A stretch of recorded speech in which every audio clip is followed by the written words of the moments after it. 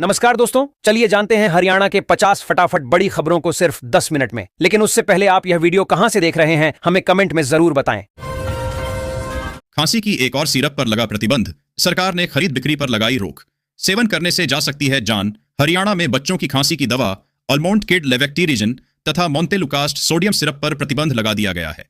इसमें निर्धारित सीमा से अधिक एथिलीन ग्लाइकोल पाया गया, जो स्वास्थ्य के लिए हानिकारक है। स्वास्थ्य मंत्री आरती सिंह राव के आदेश पर तत्काल कार्रवाई हुई। अधिकारियों को घटिया दवाओं के प्रति सतर्क रहने के निर्देश दिए गए हैं। हरियाणा वार्षिक परीक्षाओं की डेट शीट जारी, 11 मार्च से एग्जाम शुरू।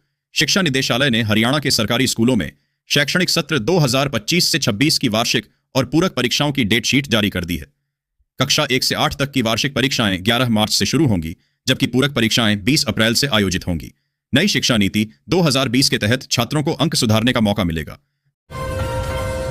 हरियाणा के लोगों के लिए अच्छी खबर जापान करेगा और अधिक निवेश, नौकरी के खुलेंगे अवसर। जापान हरियाणा में ऑटोमोबाइल, शिक्षा और सेमीकंडक्टर क्षेत्रों में निवेश बढ़ाएगा। मिजुहो बैंक के प्रतिनिधिमंडल ने मुख्यमंत्री नायब सिन्हा सैनी से मुलाकात की, जिसमें आर्थिक सहयोग और निवेश के अवसरों पर चर्चा हुई। हरियाणा की प्रगतिशील नीतियों और ईज ऑफ डूइंग बिजनेस से प्रभावित होकर मिजुहो बैंक ने अपना कार्यालय गुरुग्राम स्थानांतरित किया है।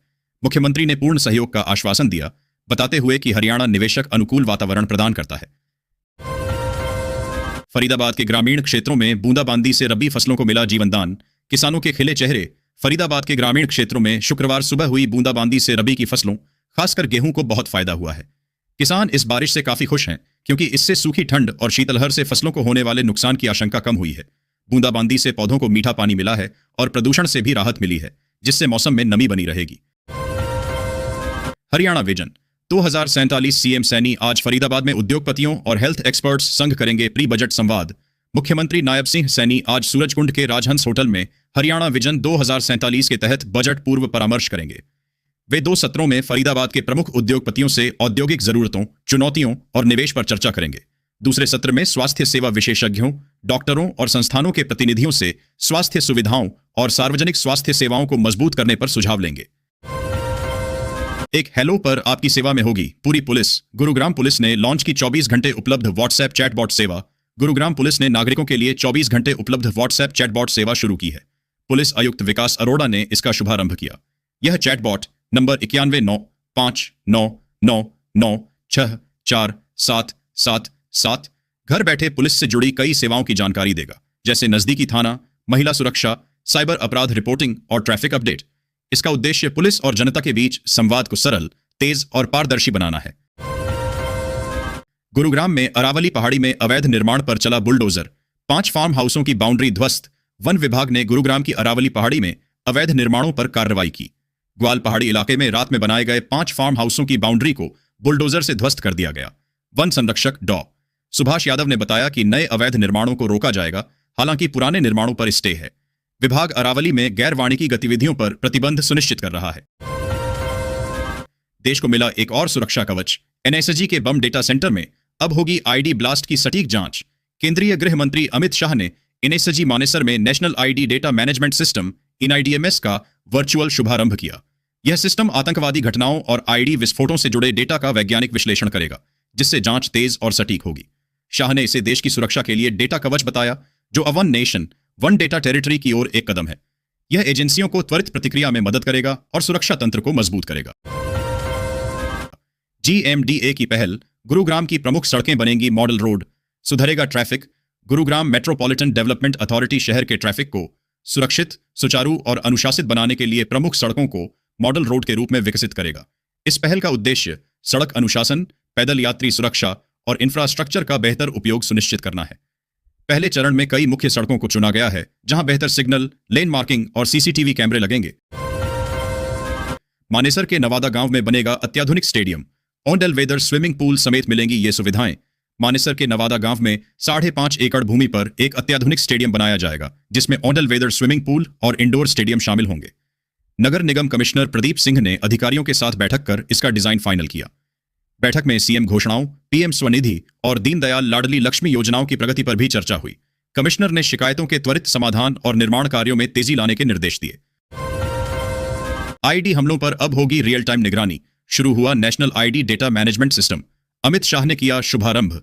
केंद्रीय गृह मंत्री अमित शाह ने एनएसजी मानेसर में national ID data management system NIDMS का वर्चुअल शुभारंभ किया। यह प्रणाली देश भर में आईडी विस्फोटों की जानकारी एकत्र कर विश्लेषण करेगी, जिसे सुरक्षा एजेंसियों के साथ साझा किया जाएगा। इसका उद्देश्य आतंकवाद की जड़ों को कमजोर करना, आईडी के प्रकार और क्षमता को समझना तथा निष्क्रिय करने में मदद करना है। शाह ने इसे देश की सुरक्षा के लिए एक मजबूत कवच बताया। हरियाणा पुलिस को वीक ऑन ऑफ और शिफ्ट व्यवस्था देना बेहद आसान, पूर्व डीजीपी ने बताया फार्मूला। पूर्व डीजीपी प्रकाश सिन्हा का कहना है कि राज्य सरकारों की इच्छा शक्ति की कमी के कारण पुलिस कर्मियों को साप्ताहिक अवकाश नहीं मिल पाता। उन्होंने पुलिस बल में 20 से 30 हजार कर्मियों की वृद्धि और शिफ्ट व्यवस्था लागू करने का सुझाव दिया। कमल कुमार की रिपोर्ट के अनुसार 90% पुलिसकर्मी मानते हैं कि शिफ्ट व्यवस्था से कार्यक्षमता सुधरेगी और यह उनके व्यक्तिगत जीवन के लिए भी बेहतर है।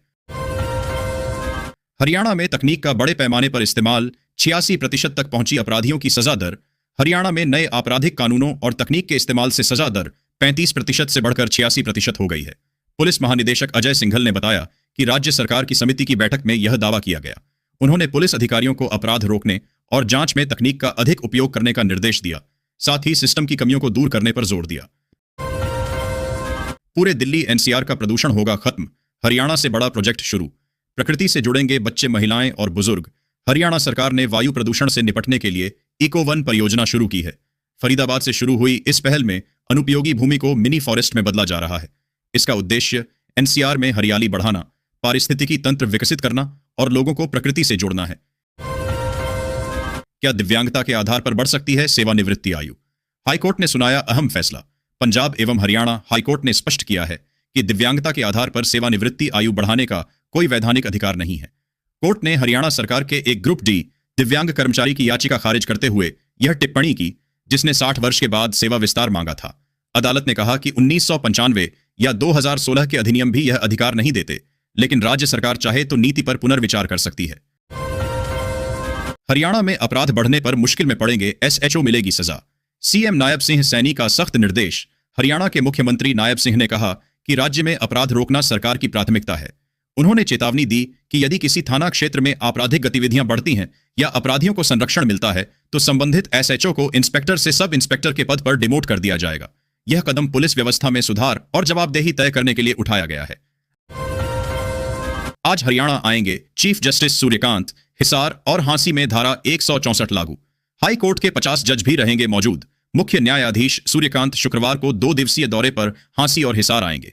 वे हांसी बार कार्यक्रम में शामिल होंगे और हिसार में 316 नए चैम्बरों का उद्घाटन करेंगे। इस दौरान पंजाब एवं हरियाणा हाईकोर्ट के 50 जज भी मौजूद रहेंगे। उनके आगमन को लेकर हिसार में धारा 163 लागू की गई है और सुरक्षा के कड़े इंतजाम किए गए हैं। जस्टिस सूर्यकांत देश के 53वें मुख्य न्यायाधीश हैं, जिनका जन्म हिसार में हुआ था। उत्तर पश्चिमी शीत हवाओं से कांपा हरियाणा। सबसे सर्द रही नारनौल की रात। अगले 5 दिन कैसा रहेगा मौसम? पहाड़ों पर बर्फबारी और उत्तर पश्चिमी शीत हवाओं से हरियाणा में ठंड बढ़ गई है। नारनौल में न्यूनतम तापमान 4 डिग्री सेल्सियस दर्ज किया गया, जो सबसे सर्द रहा। मौसम विभाग के अनुसार अगले 4-5 दिनों तक हल्की धुंध के साथ मौसम शुष्क रहने की संभावना है। कई जिलों में कोल्ड डे और कोल्ड वेव का अलर्ट जारी किया गया है, जिससे रेल यातायात भी प्रभावित हुआ है। पलवल में RO भी बेअसर, दूषित जल से कैंसर तक का खतरा। ज्यादा TDS वाले पानी से बढ़ी हैजा, पीलिया, डायरिया जैसी बीमारी। पलवल में दूषित पानी और उच्च TDS स्तर गंभीर स्वास्थ्य समस्याओं का कारण बन रहा है, जिससे कैंसर, हैजा, पीलिया और डायरिया जैसी बीमारियां बढ़ रही हैं। डॉक्टरों के अनुसार भूमिगत पानी पीने योग्य नहीं है और RO सिस्टम भी अगर ठीक से रखरखाव न किया जाए तो अप्रभावी हो सकते हैं। दैनिक जागरण ने इस मुद्दे पर जागरूकता अभियान चलाया है। पानी की गुणवत्ता जांचने के लिए TDS मीटर और अन्य घरेलू तरीकों का उपयोग करने की सलाह दी गई है। पलवल में इन लोगों को मिलेंगे अपना फ्लैट्स। 12 जनवरी तक सर्वे फॉर्म अपलोड करने का समय। पलवल की SDM ज्योति ने मुख्यमंत्री शहरी आवास योजना के लाभार्थियों को 12 जनवरी तक सर्वे फॉर्म की जानकारी पोर्टल पर अपलोड करने का निर्देश दिया है। ऐसा न करने पर आवेदन रद्द हो जाएंगे। पात्र लाभार्थियों को 119 EWS फ्लैट मिलेंगे। योजना के तहत 2672 में से 674 आवेदकों ने अभी तक फॉर्म पूरे नहीं किए हैं। SDM ने सभी पात्रों से जल्द प्रक्रिया पूरी करने की अपील की। 10वीं से 12वीं पास को मिल रहा घर बैठे काम सैलरी 30,000 रुपए महीना। प्रधानमंत्री वर्क फ्रॉम होम योजना देश के युवाओं, महिलाओं और बेरोजगार उम्मीदवारों के लिए एक नई उम्मीद बनकर सामने आई है। डिजिटल इंडिया मिशन से जुड़ी इस पहल के तहत 10वीं और 12वीं पास लोगों को घर बैठे काम करने का अवसर दिया जा रहा है। इस योजना की खास बात यह है कि इसमें किसी तरह का निवेश, इंटरव्यू या परीक्षा नहीं रखी गई है। उम्मीदवार अपने घर से ही ऑनलाइन माध्यम से काम कर सकते हैं और हर महीने 25,700 से 30,000 तक की सैलरी कमा सकते हैं। सर्दियों की छुट्टी घोषित, 15 दिन तक सभी स्कूल, कॉलेज और कोचिंग बंद। उत्तर भारत में लगातार बढ़ती ठंड और शीतलहर ने जनजीवन को बुरी तरह प्रभावित किया है। सुबह और शाम के समय घना कोहरा, तेज ठंडी हवाएं और गिरता तापमान खासकर बच्चों के स्वास्थ्य के लिए चिंता का कारण बन गया है। इसी स्थिति को ध्यान में रखते हुए शिक्षा विभाग ने छात्रों और अभिभावकों के हित में एक बड़ा और जरूरी फैसला लिया है। सरकारी और निजी स्कूलों के साथ साथ कॉलेज और कोचिंग संस्थानों को 15 दिनों के लिए बंद करने का आदेश जारी किया गया है ताकि बच्चों को कड़ाके की ठंड से सुरक्षित रखा जा सके। 3 दिन गिरने के बाद सोने चांदी में तूफानी उछाल, दिन भर में 12,000 रुपये बढ़ी कीमत। क्या है वजह? 3 दिन की लगातार गिरावट के बाद सोने चांदी की कीमतों में जबरदस्त उछाल आया है। दिल्ली में चांदी 2,50,000 रुपये प्रति किलो और सोना 1,41,700 रुपये प्रति 10 ग्राम पर पहुंच गया। MCX पर चांदी में 12,000 रुपये से अधिक और सोने में 1,700 रुपये से अधिक की वृद्धि दर्ज की गई। यह तेजी वैश्विक अनिश्चितता और सुरक्षित निवेश की बढ़ती मांग के कारण हुई है। अब मजदूरों को मिलेगी 3 गुना सैलरी। देश के करोड़ों मजदूरों के लिए साल 2026 एक नई उम्मीद लेकर आया है। श्रम कानूनों में किए गए बड़े बदलाव के तहत कई राज्यों में न्यूनतम मजदूरी में जबरदस्त बढ़ोतरी की गई है। कुछ राज्यों में तो यह बढ़ोतरी पहले की मजदूरी के मुकाबले करीब 3 गुना तक पहुंच गई है। यह नई दरें कुशल, अर्धकुशल और अकुशल सभी तरह के मजदूरों पर लागू होती हैं। इससे मजदूरों की मासिक कमाई में बड़ा सुधार होने की उम्मीद है। रेवाड़ी के 29 जिला परिषद उम्मीदवार 5 साल के लिए अयोग्य घोषित। चुनाव खर्च का हिसाब नहीं देने पर कार्रवाई। उपायुक्त अभिषेक मीणा ने रेवाड़ी में 29 जिला परिषद उम्मीदवारों को 5 साल के लिए अयोग्य घोषित किया है। इन उम्मीदवारों ने चुनाव खर्च का लेखा जोखा जमा नहीं कराया था। हरियाणा राज्य निर्वाचन आयोग के निर्देशानुसार चुनाव परिणाम के 1 माह के भीतर लेखा जमा करना अनिवार्य था। कई अवसरों के बावजूद इन उम्मीदवारों ने अनुपालन नहीं किया, जिसके बाद यह कार्रवाई की गई। 150 बसें, सिर्फ 2 मैकेनिक। सोनीपत बस अड्डे की वर्कशॉप ठप, यात्री घंटों इंतजार करने को मजबूर। सोनीपत बस अड्डे के वर्कशॉप में 200 से अधिक स्वीकृत पदों के बावजूद केवल 2 मैकेनिक हैं। इस कमी के कारण रोजाना 8 से 10 बसें मरम्मत के अभाव में खड़ी रहती है, जिससे रोडवेज का संचालन प्रभावित होता है और यात्रियों को लंबी प्रतीक्षा करनी पड़ती है। बसों की फिटनेस और सुरक्षा पर भी असर पड़ रहा है। हाल ही में घटिया एड ब्लू से 30 बसें खराब हुई थीं, जिनकी मरम्मत में भी देरी हुई। सोनीपत में पीने का पानी बन रहा धीमा जहर। दूषित भूजल से 20% आबादी हो रही बीमार। सोनीपत जिले में भूजल तेजी से जहरीला हो रहा है, जिससे लगभग 20 गांवों के 3 लाख लोग बीमार पड़ रहे हैं।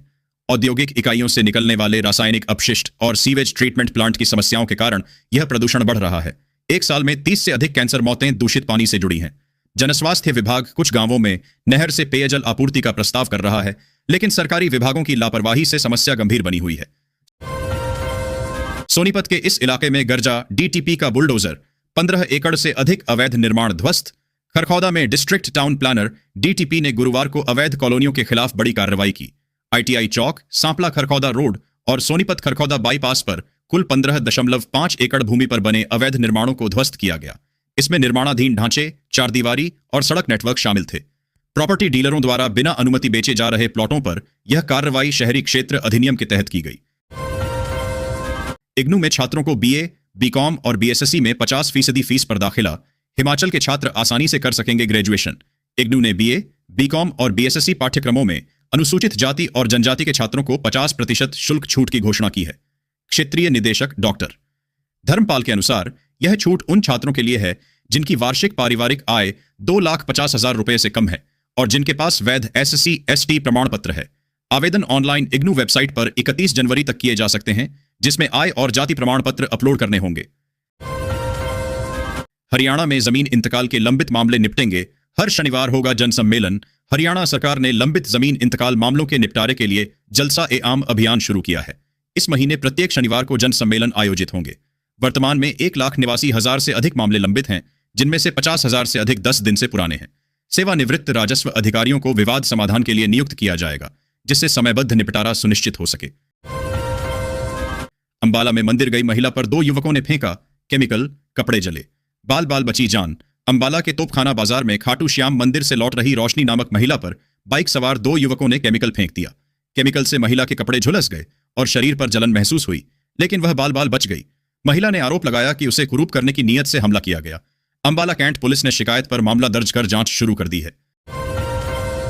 कालका शिमला टॉय ट्रेन के झरोखा कोच का आनंद सैलानी नहीं ले पा रहे हैं।